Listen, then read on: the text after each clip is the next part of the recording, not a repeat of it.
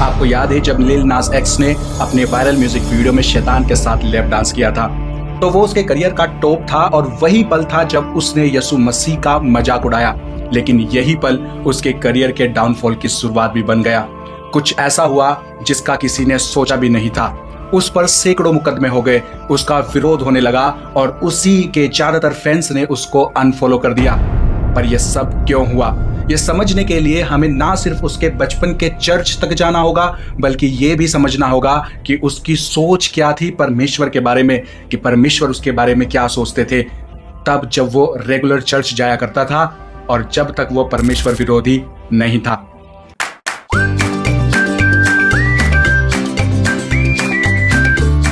WTL जो कि एक इंडिपेंडेंट मसीह मीडिया है, जहां पर आप मसीह न्यूज, बाइबल सवाल जवाब और संडे सर्विस से जुड़ सकते हैं। और अगर आप हमारी इस इंडिपेंडेंट मसीह मीडिया को सपोर्ट करना चाहते हैं तो आप हमें ज्वाइन भी कर सकते हैं या डिस्क्रिप्शन में दिए गए नंबर पर गूगल पे भी कर सकते हैं। आप जानते ही हैं कि मसीह मीडिया को कोई स्पॉन्सर या रेवेन्यू जनरेट नहीं हो पाता है। ऐसे में अगर आप चाहते हैं कि हम मसीह लोगों के लिए एक ईमानदार सेविकाई करते रहें तो आप हमारी सपोर्ट बन सकते हैं। May God bless you and your family.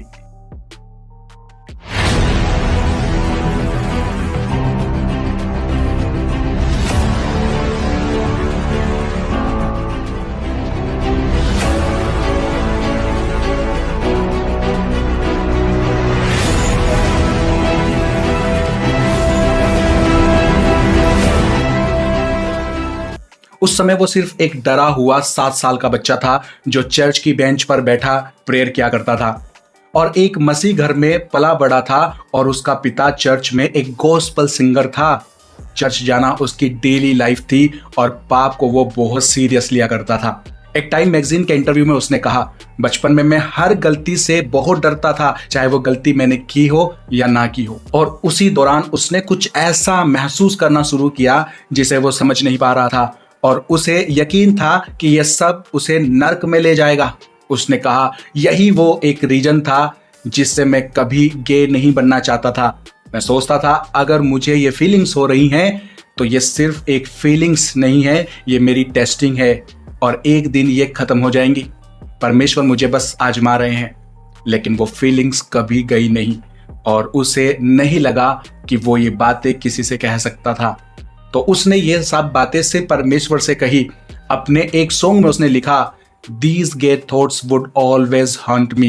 I prayed God would take it from me. मतलब कि ये गे होने के ख्याल मुझे हमेशा डराते रहते हैं। मैंने प्रार्थना की कि परमेश्वर ये मुझसे ले ले। और यहीं से उसके और परमेश्वर के बीच में टेंशन शुरू हो गई। उसे यकीन था कि जब तक उसमें ये फीलिंग्स हैं वो कभी भी परमेश्वर का प्रेम या उसकी स्वीकृति एक्सेप्टेंस नहीं पा सकेगा। और यही सब बातों ने उसे अंदर से तोड़ दिया।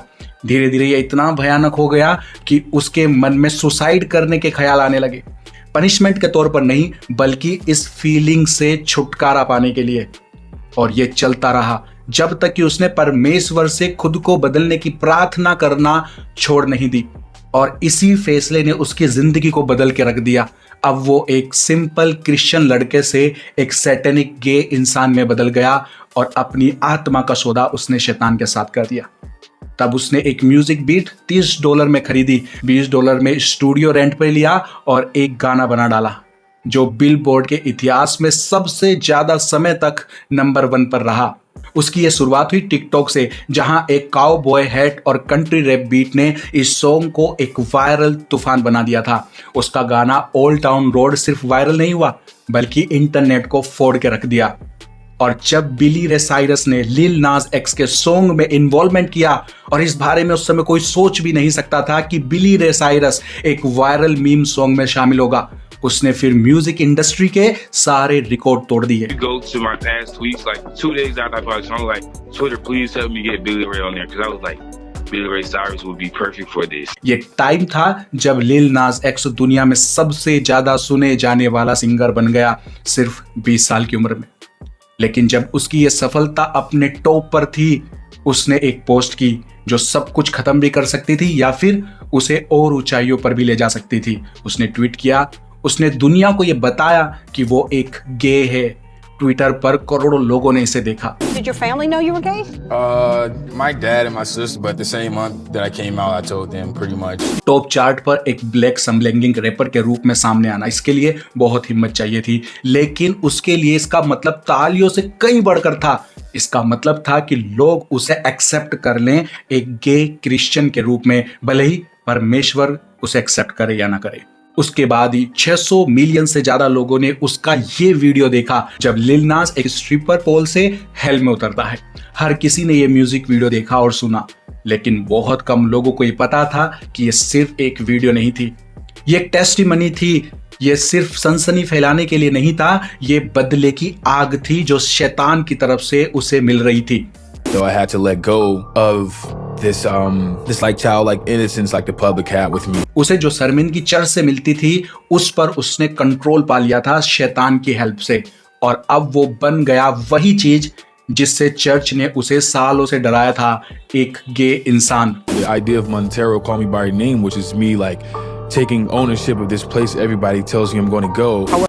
क्योंकि अगर उसे बाइबल के अकॉर्डिंग परमेश्वर से स्वीकृति नहीं मिल सकती थी तो उसने जानबूझकर वो सब बनना शुरू कर दिया जो उसका चर्च नहीं चाहता था। हालांकि मसीह लोगों ने इस वीडियो पर जबरदस्त नाराजगी दिखाई, पर लिल नास एक्स ने इस पर कोई पछतावा नहीं दिखाया, बल्कि उसने इसका और भी ज्यादा सपोर्ट किया। Anybody that's pissed off are the exact people that need to be pissed off. मैंने अपनी पूरी टीनेज खुद से नफरत करते हुए बिताई क्योंकि तुम लोगों ने यह प्रयास किया कि मेरे साथ ऐसा होगा क्योंकि मैं एक गे हूं। तो मुझे उम्मीद है कि तुम गुस्से में हो, गुस्से में रहो, वही गुस्सा महसूस करो जो तुम हमें खुद से रखने के लिए सिखाते हो। और उस समय ऐसा लग रहा था कि ज्यादातर लोग अभी भी उसके सपोर्ट में थे, इसलिए उसने फिर से ये किया। 666 जोड़ी शैतानी जूते लॉन्च कर दिए। Only 666 pairs of these. उसने मसीह विश्वासियों को और अधिक चिढ़ाना शुरू कर दिया। उसने 666 जोड़ी शैतान के जूते निकाले, जिनमें से हर एक में इंसानी खून की एक बूंद भी थी, और ये 1 मिनट से कम समय में बिक गए। और ये जूते बहुत बहुत ज्यादा महंगे थे। इन जूतों के साइड पर लिखा था ल्यूक 10:18, मैंने शैतान को स्वर्ग से बिजली की तरह गिरते देखा। वो सब कुछ क्रिश्चियंस और चर्च को चिढ़ाने के लिए जानबूझकर कर रहा था। यह अब सिर्फ विद्रोह नहीं था, बल्कि वो अब मसीहों और चर्च से बदला ले रहा था, क्योंकि चर्च कहता था कि गे होना बिब्लिकल नहीं है। People already demonize who I am and put me in a painting of, okay, he's evil, he's doing this, he's doing that. So it's like, you know what, I'll take that. I'll be that and I'm going to make the best of it. उसके लिए लोगों का गुस्सा उसके फायदे में जा रहा था, लेकिन कुछ ही दिन बाद नाइक ने उस पर केस कर दिया कि उसने उनके ब्रांड की रेपुटेशन को नुकसान पहुंचाया। हालांकि नाइक कोई दूध का धुला हुआ ब्रांड नहीं है, लेकिन इसके बाद जैसे मानो सब कुछ बिगड़ने लगा। सिंगर टायरिस ने उस पर कमेंट किए और कहा कि उसे परमेश्वर से खिलवाड़ करना बंद कर देना चाहिए। ऐसा लग रहा था कि कैंडेस ओवन से लेकर पॉलिटिशियंस, गवर्नर और फ्रैंकलिन ग्राहम तक सभी इस पर नाराज थे, और चर्च के लोग पहले से ही उसके शैतानी जूतों और सिंबल्स की वजह से नाराज थे। Devil worshiping wicked nonsense, pentagram wearing on your Nike tennis shoe 666. You think I'm gonna stand for that? You've lost your mind. You tell Lil Dash X I said so. पर अब वे लोग भी उससे दूरी बनाने लगे जो पहले उसकी सपोर्ट में थे, लेकिन फिर भी उसने माफी नहीं मांगी, बल्कि लोगों के गुस्से का मजाक उड़ाना जारी रखा। अब वो बदला लेना बंद नहीं कर रहा था, बल्कि अब उसी गुस्से में उसको एनर्जी, ऊर्जा मिल रही थी। उसने तय किया कि अगर चर्च उसे शैतानी मानेगा तो वह वही बनेगा शैतान। इसके तुरंत बाद उसने अपना एक नया म्यूजिक वीडियो रिलीज किया, लेकिन इस बार चीजें उसके प्लान के मुताबिक नहीं चली। ज्यादा देर नहीं हुई थी कि उसे अपने इस डिसीजन का परिणाम भी भुगतना पड़ा। उसका कमबैक सॉन्ग जे क्राइस्ट इंटरनेट तोड़ने वाला माना जा रहा था, लेकिन ये मुश्किल से टॉप 70 में पहुंच सका। और क्योंकि उसमें लिल नास एक्स यीशु मसीह की तरह क्रॉस पर लटका हुआ दिखाया गया था, इस वीडियो ने तुरंत ही विरोध को जन्म दिया। खासतौर पर मसीह लोगों ने बहुत ज्यादा नाराजगी जताई, लेकिन पिछली बार की तरह इस बार दूसरे लोगों ने भी इसमें कोई एक्साइटमेंट नहीं दिखाया, बल्कि लोगों को अब थकान महसूस होने लगी। किसी को अब उसकी हरकतों में कोई दिलचस्पी नहीं रह गई थी। और सिर्फ इतना ही नहीं था जो उसने किया, बल्कि थोड़े ही समय बाद उसने एक और वीडियो शेयर करी जो हालात को और भी बिगाड़ गया। उसकी एक और कोशिश लोगों को चिढ़ाने की वो फेल हो गई, लेकिन इस बार गुस्सा अलग था। लोग अब तंग आ चुके थे। यहाँ तक कि उसके अपने फैंस भी उससे दूर होने लगे। नाराज होकर नहीं बल्कि परेशान होकर उसके असली फैंस तक कहने लगे, Seeing like actual fans like turn and say like, whoa, why is he doing this? Why does he keep messing with these people? लोग उसकी ट्रोलिंग से नहीं बल्कि उसकी हरकतों से उब चुके थे और आंकड़े भी यही कह रहे थे। लोगों का इंटरेस्ट तेजी से गिरने लगा। लाखों लोगों ने उसे अनफॉलो कर दिया। लोग अब इसे बर्दाश्त नहीं करने के मूड में थे और शायद उसे भी समझ में आ गया कि उसकी पुरानी हरकतें अब असर नहीं कर रही, तो उसने एक और वीडियो पोस्ट किया। I wanted to not necessarily apologize, but I wanted to explain like where my head at and where it's been for like the last week. So first of all, when I did the artwork, I knew like there would be some upset people or whatnot, simply because, you know, religion is a very sensitive topic for a lot of people. But I also didn't mean to like mock. This wasn't like a you people, you to the Christians, like, you know, it was not that. It was literally me saying, oh, I'm back like Jesus. Like that was like the whole thing. I'm not the first person to dress up as Jesus. I'm not the first rapper. I'm not the first artist, and I won't be the last. And things still only continued to get worse from that moment on. You know, I started posting the stuff that I wish I would have seen during, like, I don't know, a lot of dark times I've been having in my own life. You know what I mean? Yes. और last में उसने कुछ बिल्कुल अलग करने की कोशिश की। एक ऐसा गाना रिलीज किया जो पूरी तरह से इसका उल्टा था जो भी वो अब तक कर रहा था। इसमें वो सीढ़ी पर डांस करता दिखा और उसका कैप्शन था, अगर मैं अब अपने मसीह दौर में वापस एंटर कर लूं तो। और हैरानी की बात यह थी कि ये सॉन्ग सच में बहुत अच्छा था। इस सॉन्ग में आप देख सकते हैं कि वो कितना ज्यादा टैलेंटेड था और वो क्या बन सकता था अगर उसने परमेश्वर से मुंह ना मोड़ा होता। लेकिन इस सॉन्ग का असर ज्यादा देर नहीं रहा। उसकी हाइप खत्म हो चुकी थी।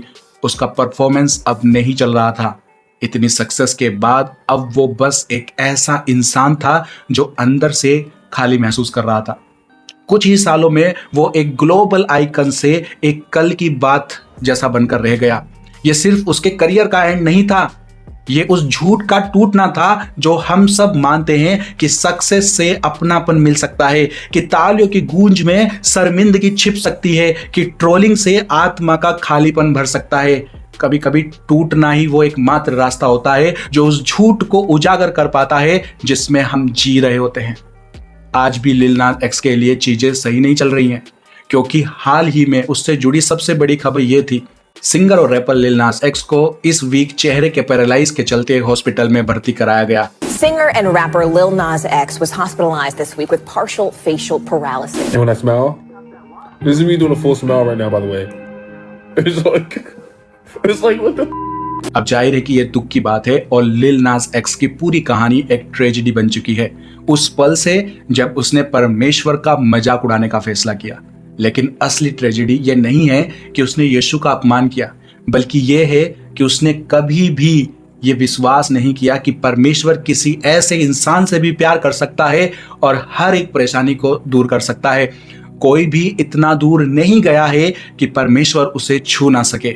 जब तक आप सांस ले रहे हैं तब तक देर नहीं हुई है। और ये इसलिए जरूरी है क्योंकि अगर आप सोचते हैं कि परमेश्वर का प्यार कमाने की चीज है, तो जिस पल आप खुद को नालायक महसूस करते हैं, आप कोशिश करना ही छोड़ देते हैं और फिर आप परमेश्वर में नहीं बल्कि दूसरों में खुशियां ढूंढने लग जाते हैं। लेकिन परमेश्वर का वचन ये साफ साफ कहता है कि परमेश्वर हमें इसलिए स्वीकार नहीं करता क्योंकि हम अच्छे हैं, वो हमें अपने अनुग्रह ग्रेस के कारण स्वीकार करता है। आप परमेश्वर के पास इसलिए नहीं आते कि आप कितने अच्छे हैं, आप उसके पास इसलिए आते हैं क्योंकि आप उतने अच्छे नहीं हैं। बाइबल ये नहीं कहती कि परमेश्वर धर्मियों को न्यायोचित ठहराता है, बल्कि बाइबल कहती है कि वो अधर्मियों को न्यायोचित ठहराता है। मसीह उद्धार साल्वेशन उन लोगों के लिए नहीं है जो अपने जीवन को खुद संवार सकते हैं, बल्कि उनके लिए है जो ये समझते हैं कि वे खुद को नहीं बचा सकते और केवल परमेश्वर के अनुग्रह से ही स्वीकारे जा सकते हैं। और यही वह अनुग्रह है जिसे लिल नास एक्स ने सोचा कि वो कभी हासिल नहीं कर सकता, लेकिन वही एक चीज है जो उसे बचा सकती थी और बचा सकती है। सच ये है, फर्क नहीं पड़ता कि आप कौन हैं, आपने क्या किया, परमेश्वर का अनुग्रह आज भी आपके लिए काफी है। और हाँ, ऐसा लगता है कि शर्म रुकावट है, लेकिन दरअसल शर्म असली रुकावट नहीं है, असली रुकावट है घमंड। तो छोड़ दो घमंड, भरोसा करो और तुम बचाए जाओगे। किसी को अगर गे जैसी फीलिंग्स हैं और उसको लगता है कि वो परमेश्वर के लायक नहीं है, तो बाइबल में देखो, बाइबल क्या कहती है। खोजा ने सुसमाचार सुना और बपतिस्मा ले लिया। पौलुस कहता है बिना शादी के प्रभु की सेवा कर सकते हो तो करो। 1 कुरिन्थियों 10:7-8। मैं चाहता हूं कि सब लोग मेरी तरह रहें, पर हर एक का अपना अपना एक वरदान है परमेश्वर की ओर से, किसी का ऐसा किसी का वैसा। अब विवाहितों और विधवाओं से मैं ये कहता हूं कि यदि मेरी तरह रहें तो उनके लिए अच्छा है। वैसे मैं आपको बता दूं, गे फीलिंग ये ज्यादा दिनों तक नहीं रहती है। प्रभु आपको ठीक कर सकता है। आपको पूरी तरह से इस बात पर विश्वास करने की जरूरत है। तो बस विश्वास करो और पूरा विश्वास करो, भरोसा करो और तुम बचाए जाओगे। इस वीडियो ने आपके विश्वास में उन्नति करी है तो वीडियो को लाइक और शेयर करें। चलिए फिर मिलते हैं हमारी नेक्स्ट वीडियो में। तब तक के लिए thank you. May God bless you and your family. Stay tuned, stay blessed. एक और बात जो मैं आपके साथ शेयर करना चाहता हूं कि हमारे जैसे चैनल्स पर YouTube एड्स का रिवेन्यू लिमिटेड कर देता है। मतलब कि एड से कोई भी खास इनकम नहीं होती है, इतनी भी नहीं कि एक्सपेंसेस भी निकाले जा सकें, और स्पॉन्सर्स हम जैसे चैनल्स को मिलते नहीं हैं। तो अगर आप चाहते हैं कि हम इसी तरह से वीडियोस को रेगुलर बना सकें और अपनी इस सेविकाई को ईमानदारी से कर पाएं, तो हमें आप मसीह भाई बहनों की सपोर्ट की जरूरत है। अगर आप हमारे इस इंडिपेंडेंट मसीह मीडिया को सपोर्ट करना चाहते हैं तो आप हमें ज्वाइन भी कर सकते हैं या डिस्क्रिप्शन में दिए गए नंबर पर गूगल पे भी कर सकते हैं। Thank you. May God bless you and your family. तो चलिए फिर मिलते हैं हमारी नेक्स्ट वीडियो में। Stay tuned, stay blessed.